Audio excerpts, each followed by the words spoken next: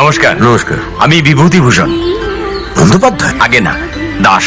তো এরকম উল্টো পাল্টা নাম নিয়ে হঠাৎ আমার বাড়িতে এলেন কেন? কত কষ্ট করে আমি ওকে আর ওর মাকে মানুষ করলাম, দুজনেই আমার সঙ্গে বিট্রে করল। কেন? ওই তো আপনার। বাহ, কাকে বলছেন বলুন তো, মাকে না মেয়েকে? মেয়েকে মেয়েকে।